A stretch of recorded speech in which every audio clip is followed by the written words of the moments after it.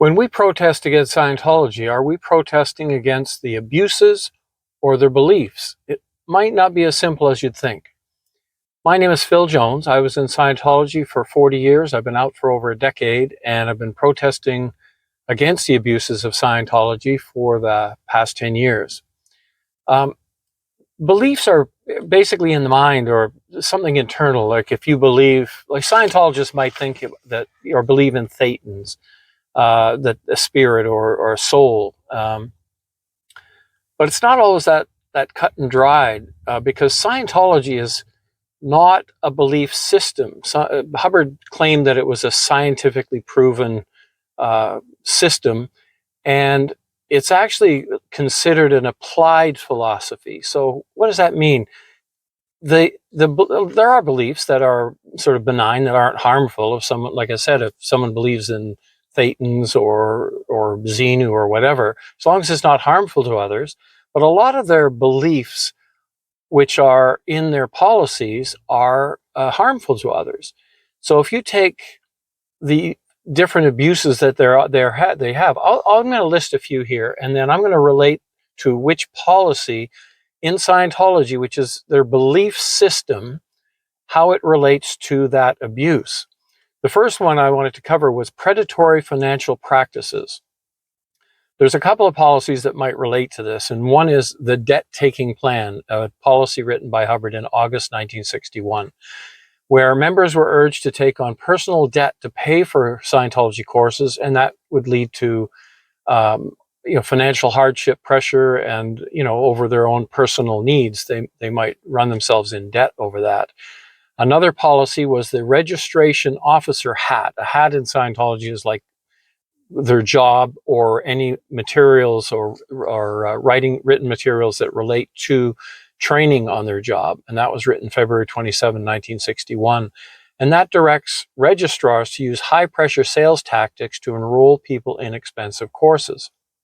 Again, that whole financial manipulation is central to their recruiting methods. Once you're in, one of the first things they do is they send you to a registrar, and those registrars are trained to squeeze the money out of you. Another policy that would relate to predatory financial practices is a policy called the Supreme Test, October 20, 1964. According to L. Ron Hubbard, the supreme test of a thetan is to make things go right, and that's often interpreted to mean financial hardship, to pay for Scientology services. Oh yeah, just pay for this auditing, and yes, it'll cost you $40,000, but you can make it go right, and your life will be fine. One other one here was called The Price of Freedom, November 1965. Where the charges of high fees for spiritual freedom courses, that if you don't pay, then they would withhold services. And that means that basically it's a pay to play. And if you believe that Scientology will provide your spiritual freedom, then you have to pay. And that's the thing. And that can drive you to financial ruin, because you're just going to do whatever you can at that point if your belief is strong enough, or your drive is strong enough to get what they're offering. Another one is the physical abuse. This is one we've heard a lot about, especially from Sea Org members who come out, and they some of them, even especially allegedly David Miscavige has been someone who takes this to a little bit to extreme limits there. And one of the policies that Hubbard wrote on this is called Battle Tactics, September 15, 1967. And he instructs Scientologists to use aggressive tactics against enemies, and which has been extended by the leaders in Scientology to justify physical force against the members, who they might consider out ethics or enemies at the time. Because when you're in Scientology, there are what they have conditions, formulas and conditions, and when you're below normal, it goes emergency, danger, liability, and there's a condition called enemy, and When you're in a lower condition, sometimes some executives in Scientology have been known to take that to mean that it justifies physical abuse, and there have been plenty of examples of that. Another policy that lends Scientologists into that would be the responsibility of leaders, February 12, 1967, where Hubbard praises extreme loyalty to a leader, even using force against those perceived as undermining Scientology, allowing violence against dissenters, which can be rationalized by that. So if, and this doesn't just apply to Sea Org members, people in the Sea Org, there have been known cases where Scientologists have been violent against others and protesters. We've seen it on the street. Scientologists coming out to protesters and either sort of faking that or faking like that they're hurt, or actually striking the person or an object out, like a phone, out of their hand or whatever. But that it rationalizes their violence because they think they're supporting Scientology and well, Miscavige as well, being the chairman of the board. Another policy is justice. It's called Justice, March 7, 1965, and that establishes harsh penalties for members accused of unethical conduct, and that includes physical confrontation as a method of enforcing discipline.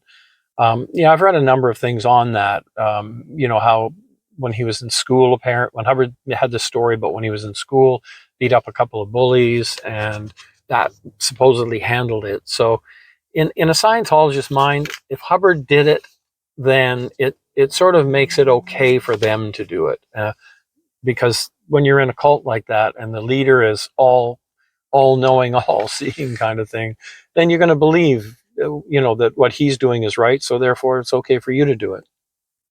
One last one on physical abuse would be this policy that every Scientologist reads on every course that they do, called Keeping Scientology Working. It's a long policy that sits in the front of every course pack that you do in Scientology. And it basically just makes you, it says you got to adhere exactly to what Hubbard says. And if you don't, then there are severe punishments for that, for non-compliance. So it's, you know, it's definitely the whole setup there with their policies and belief system that is written in their policies. They don't have a Bible. I mean, I know that sometimes the book Dianetics is considered kind of the Bible in Scientology, but it's not really. Their scriptures are all in the policies and the bulletins, and that all written by Hubbard. So all their scriptures are based, you know, that's their kind of what you would probably say their belief system. And those beliefs can lead to physical abuse. Another abusive tactic is their litigation with their fair game law. There's a policy on fair game which apparently was canceled, you know, the name of it anyway, but it doesn't take away the treatment of declared suppressives, which actually is stated in also in the Dianetics book. Another policy having to do with litigation is a policy called Never Defend, Always Attack, March 2nd, 1966. And it directs Scientologists to initiate legal action and lawsuits against critics, regardless of justification. And it's not to necessarily win the lawsuit, but to beat the person down, basically financially, and use litigation as a weapon to destroy their enemies.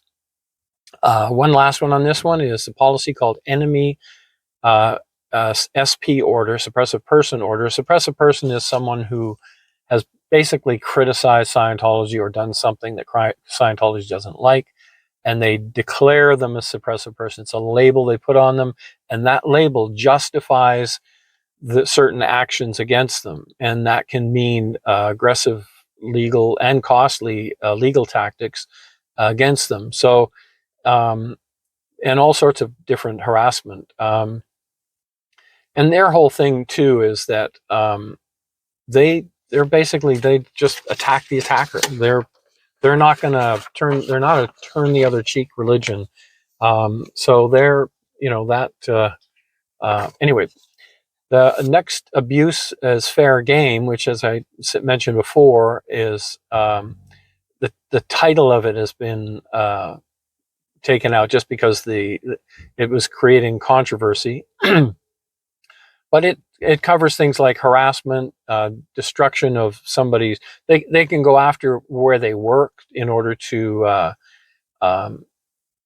try to get them fired from their job. Any retaliatory action, if someone is declared suppressive, they use the fair game law against them. And I always say it's not necessarily fair game policy anymore, but fair game practice, because they do practice fair game, whether they call it that or not. Another policy is called No Rights for Suppressive Persons. October 1968, it denies basic rights to suppressive persons. And again, justifying harassment, isolation. There have been times when people have been locked up in rooms. I think Apostate Alex, that happened to him. And I've heard numerous times where people have been locked up in rooms and not allowed to leave. Another policy having to do with fair game is How to Handle Black Propaganda, October 12, 1972. And that instructs members to disseminate false information to discredit critics. That's basically character assassination under fair game. So, and they still do that. I mean, they've got a hate page on Willie and I, and it's just full of lies and exaggerations and not untruths and stuff. And that's just basically, again, it's their idea of discrediting critics. One other one is penalties for lower conditions. Again, just basically justifying initiating any fair game tactics against a critic or someone who they consider is an enemy of Scientology. And fair game, just whatever they feel they can get away with in order to destroy that person financially, emotionally, any way they can. I haven't heard of things go to the degree of them, doing too much physical harm to someone outside. But other than that, they don't seem to have very many limits. Another abuse is covering up crimes of members. One of them is a policy is ethics protection, February 22nd, 1965. And that grants protection from disciplinary actions to loyal Scientologists, encouraging the cover-up of internal crimes to protect the organization's image. A perfect example of that one is the whole Danny Masterson case, where he attacked violently. I don't know what the proper term to use is for this now, but basically abuse. Physical abuse, SA, I think they refer to it, but Scientology covered it up. It wasn't reported. They tried to cover it up and even have the victims of that crime not report it to the authorities because Danny Masterson was considered a loyal Scientologist and what they call an upstat, meaning someone who was a celebrity or had money or both, and they considered that a person who had ethics protection and therefore could get away with crimes, and Scientology would actually go and cover up those crimes in whatever way they could. Another one under this abuse is confessional procedure, September 7, 1969. And it directs that confessions and incriminating information be gathered on all members, ensuring that such knowledge remains within the organization. And there's auditing and there's what they call SEC checks, security checks. And when you sit down and you get a security check, it's on an e-meter, and the auditor will actually say, I'm not auditing you, because that way they are not, even though Scientology sort of doesn't seem to have the privacy gene in their world, the sec checks or security checks are, they can use them for whatever they want because they're not considered priest penitent privileged. So they get all the information and they get everything from a person. I mean, if there's nothing they don't dig out of a person, all their crimes, their thoughts, their everything, and and they'll get grandmother's name, mother's maiden name, and all that, so that they have so much control. They can even if they want to find you, they'll find you because they have all the information on you. They'll know all your cousins and uncles and all of that. So confessional procedure covers it all. They get it all out of you. Another policy was handling hostile contacts, February 23rd, 1966, and that instructs members to deny and deflect negative accusations. Basically, if someone does approach someone with criticism, they're trained. A lot of Scientologists are trained to kind of deflect that, and often it's just the sort of same thing about, read a book or, look at our drug rehabilitation efforts and all that stuff. It's just deny and deflect. And there's that's the policy that lends itself to that covering up of crimes. And one last one here is called Information Full Hat, April 25th, 1974, and that directs Scientologists to manipulate or withhold information from external agencies. And that prioritizes the preservation of the organization over reporting crimes. So they're taught how to handle information internally, and it's all compartmentalized. In Scientology, information is very compartmentalized, and they don't allow certain information to get out at all. And also Scientologists are trained to not discuss certain things.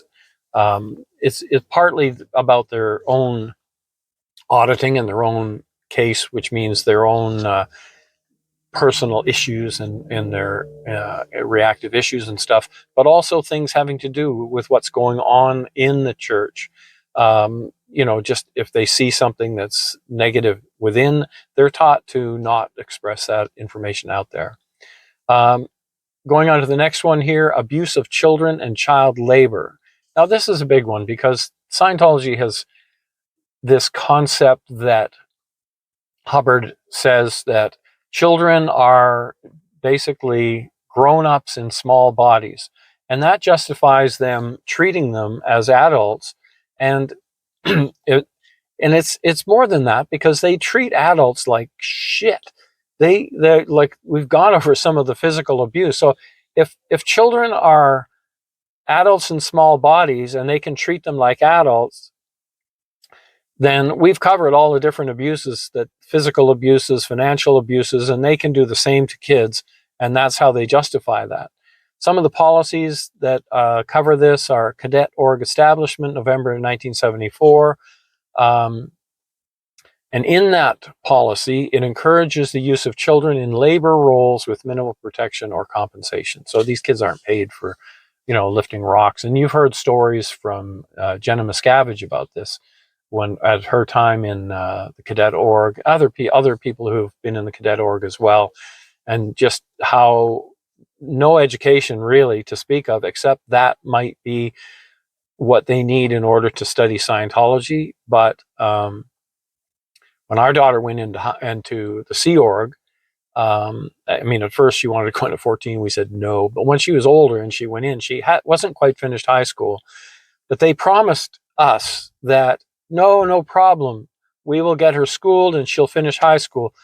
Never did. They just lie about it. So they're more interested in the labor, the free labor for a Sea Org member, and that's it. And they'll lie to get that. Another policy, Sea Org members' rights, October 1st, 1976, includes children as members of the Sea Org where they're subject to the same labor expectations and strict discipline as adults. That's in a policy. So when you talk about abuse of children, then it's in their scriptures. It's in their belief system. Their belief system isn't just something that they think in their head. It's an applied philosophy, meaning that what is in their scriptures, they apply to life and to whatever. And most of those, well, actually, pretty much all the abuses that take place within Scientology are based on scriptures, on their beliefs. So when a Scientologist says, "Oh, you're attacking my beliefs," you're attacking their abuses based on policies that drive that abuse, and the fact that they're agreeing to that policy or that scripture that drives them to the abuse.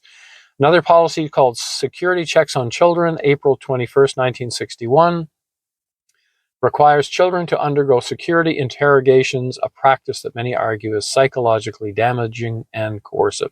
And it is. There's no doubt about that. So again, another abuse of children. One last one on this is the EPF Estates Project Force Program, September 11, 1978.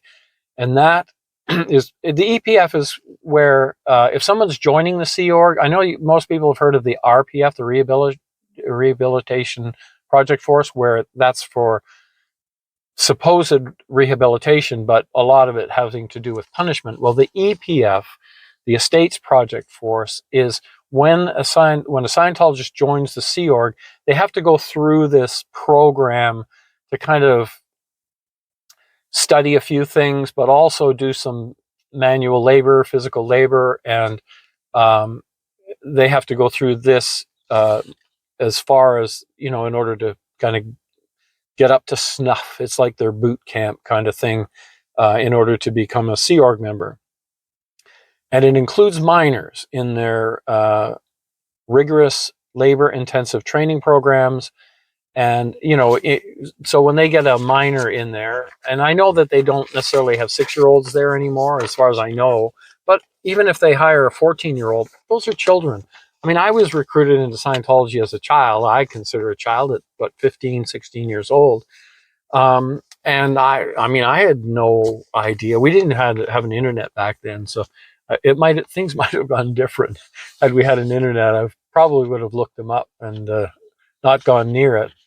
But still, at 14 years old, still children and still considered adults and still treated the same as adults and receive the same abuse.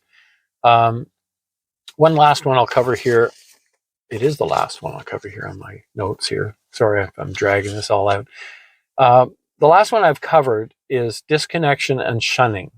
And the first policy is called Disconnection, so, December 23rd, 1965, and that instructs members to disconnect from suppressive people, even if they're close family, creating systematic practice of isolating individuals from non-Scientology contacts. So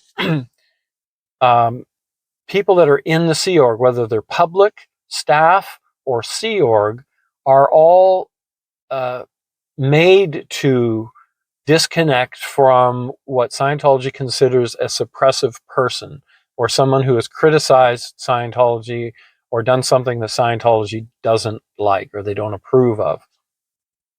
So, and I know that Scientology will claim that it's their choice, it's the person's choice, individual choice.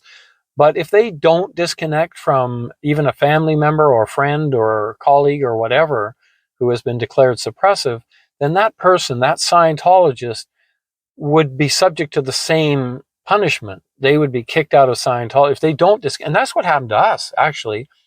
We were kind of still in Scientology, but not really doing Scientology. But we had some friends who had gotten out of Scientology and were considered suppressive. And when we were told to disconnect from them, we refused. And that's what led to us getting excommunicated as well. So, there's no choice to it. We had no choice. We did, but we did end up suffering the same thing that the suppressive persons did, and then we were declared suppressive. So everyone else in Scientology had to disconnect from us. So anyway, Another policy called Suppressive Acts, Suppression of Scientology and Scientologists, September 1, 1965, designates actions warranting disconnection, leading to familial separation and cutting off critics or non-supportive members. Same thing. It's just a different policy, kind of saying the same thing. Another policy, PTSSP course, October 1st, 1968. And that introduces the concept of potential trouble source, PTS, which is someone who is connected to a suppressive person. So you've got a suppressive person, and if you're connected to a suppressive person, then you're considered PTS, and often you will be, if you don't disconnect from the suppressive person, then again, then you would likely be declared suppressive yourself. They throw this whole suppressive person label around pretty widely, and with very little justification. Last one here, a policy called SP Doctrine, August 7th, 1965, and that targets individuals as suppressive persons if they criticize Scientology. And again, that legitimizes their shunning and any other treatment that they have. So that's not all of the abuses. That's just 7 sort of categories that I listed out. And it's not even all the policies that had to do with each of those. I just covered like a few, 3 or 4 on each. There's tons of policies that justify Scientologists and Scientology's actions against their critics and those that they consider as enemies. But there's lots of abuses that go on in Scientology. But my point on this whole thing was that, are we protesting against the abuses? Because I know there's this thing where, we're just protesting against the abuses and not their beliefs. There's a bit of a nuance to this, because I'm not attacking Scientology's beliefs if they're not harmful to others. Like I was saying, if they believe in Thetans and if they believe in Xenu. But as soon as that harms someone else, then it becomes abusive. And so, I've had Scientologists say, you're attacking my beliefs. But Scientology is not really a belief system. It's not. It's, if you boil it down to it, they claim that it's an applied philosophy. So if they say you're attacking my beliefs, just come back at them and say, it's not a belief system, it's an applied philosophy, and your policies dictate abuses. And that's it. Anyway, that's my little blurb on whether we criticize their abuses or their beliefs. So I'm sitting in my truck because it's really windy outside. I wanted to sit outside. I'm sitting here. I'm going to turn this around here so you can see where we are. This is the top of the Niagara Escarpment. And that river there is the Niagara River. We're at an overlook here, so we're going to see people probably walk in front of the camera here a little bit. On the right is America, the United States. On the left is Canada. And the Niagara River goes off into the distance and ends up in Lake Ontario. Behind us is Niagara Falls, which is kind of that way, about maybe 5 miles.